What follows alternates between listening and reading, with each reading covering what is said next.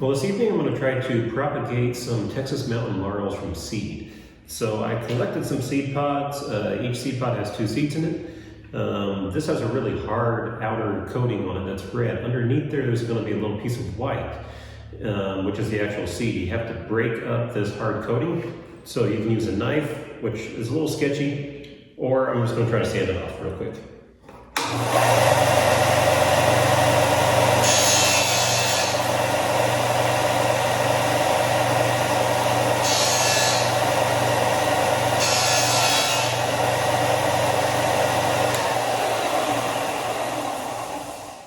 You don't want to go deep, you want to go just until you can see the white, because the white is the seed. So we'll get a few more of these done, we'll dunk them in water.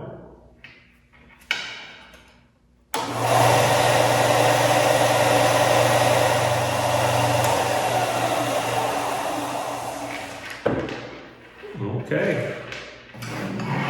And these are toxic, so you don't really want to be breathing the dust, eating them, drinking the water from it. We're going to take these and we're going to drop them in the water. This is a seed that hasn't been scarified. And this is one that just sanded down, and you can see the outer layer and kind of the brown. I'm going to get just down to the white, which is the inner layer of the seed. And that should swell up and it should help with the sprout.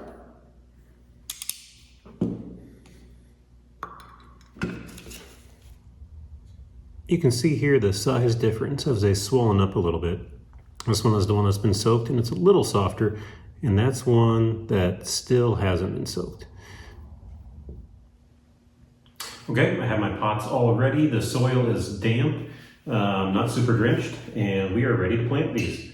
So I'll pull these out. These have been soaking now for about 36 hours, and I'm going to plant them just kind of on top, not really covered. And then we will check back in when these start to sprout. These are mountain laurels after 1 month. Only one has really started to sprout up, but you can see some, like right here. This one is starting to have a little bit of green on it, so let's give it a little bit of water, and we'll keep letting these grow. Okay, it's been about 5 months, and this is our Texas Mountain Laurel. This is the only one that sprouted and survived, so we are going to plant it now. And next spring, I'll plant more. Put that down gently, and let's dig our hole.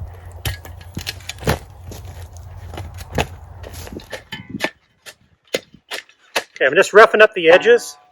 If the edges are nice and straight and flat, the roots can get bound and start circling around. With the rough edge, the roots can dig in.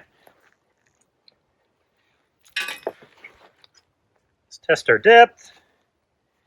That's pretty good. Okay, so we'll take it out of here carefully so we don't damage it. These are very finicky.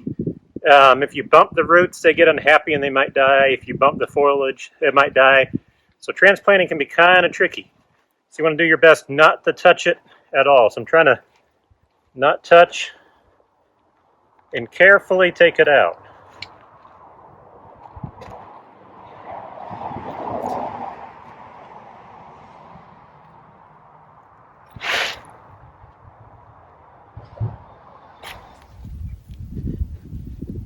Push all this down nicely.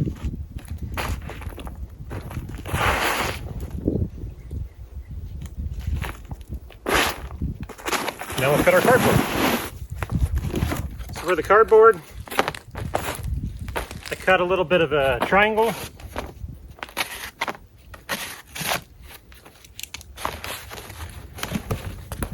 And I can just bend that out of the way.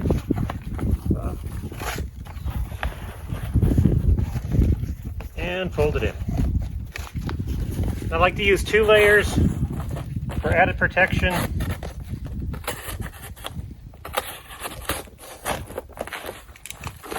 And also worms like using the cardboard too, so it kind of helps protect the tree and get worms to come in.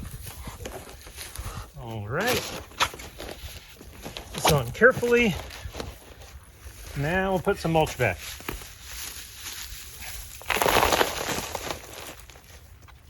Last time I buried my knife and I had to hunt for it, so always make sure you keep track of it.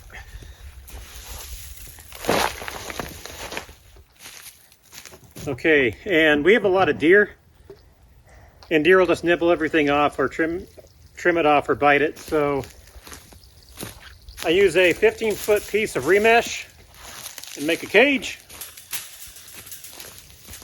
and I'll put this around it. So what I will do is I will come back probably next weekend, and I'll put linseed oil over this and stake it down. But for right now, this will be on top of there, and I'll water. I just want to water the cardboard and get it wet, because the cardboard will wick the moisture out of the soil.